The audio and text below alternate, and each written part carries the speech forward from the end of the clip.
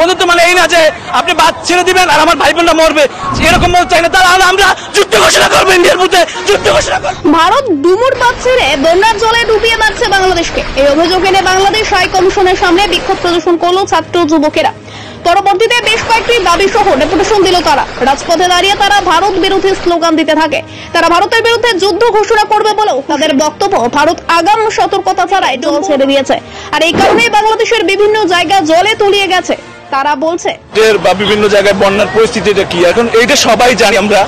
কারণ হলো ইন্ডিয়া এখন নতুন এক খেলা শুরু করছে, যাতে বাংলাদেশের নতুন যে সরকার আসছে তারা যেন এরকম বন্ধুত্ব আমরা চাই না। যে বন্ধু আমরা ভালোবাসা দেবো, আমরা তাদের অনেক কিছু দেবো, তারা আমাদের কিছু দেবে না।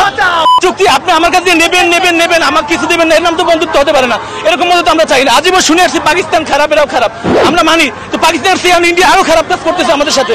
কারণ আমার কথা হলো আমি মনে করি যদি ইন্ডিয়া চায় বন্ধুত্ব করতে, তাহলে তার প্রমাণ দিতে হবে যে সে বন্ধুত্ব করতে চায়। বন্ধুত্ব মানে এই না যে আপনি বাদ ছেড়ে দিবেন আর আমার ভাই বোনরা মরবে, এরকম বলতে চাই না। তাহলে আমরা যুদ্ধ ঘোষণা করবো, ইন্ডিয়ার মধ্যে যুদ্ধ ঘোষণা করবো যদি ইন্ডিয়া এরকম করতে থাকে আমাদের প্রতি। ভারতের হাই কমিশনারের পক্ষ থেকে গোটা বিষয়টি প্রতিনিধি দলকে জানিয়েছে যে গত 21 আগস্ট আগাম বন্যা সতর্কতা এবং ডুমুর বাঁধের কিছু পরিমাণ জল ছাড়া হতে পারে বলে জানানো হয়েছে।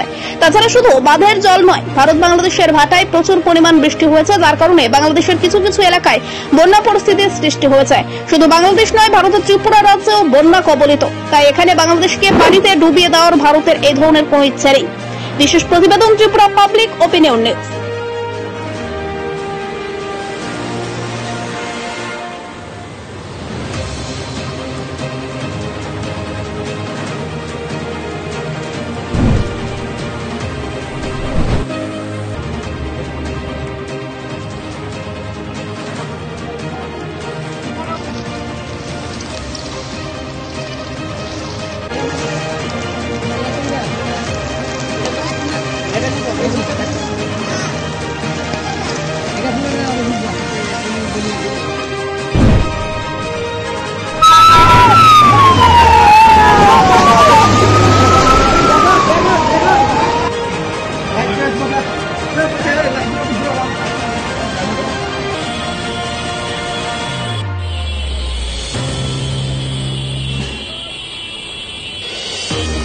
দুর্যোগপূর্ণ দিনে আপনারা আমাদের রয়্যাল ডিউ কোম্পানির জল নিয়ে আসছেন।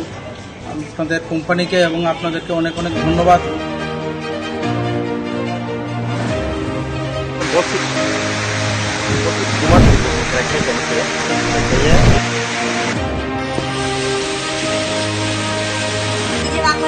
Sa đây phải của Zalo.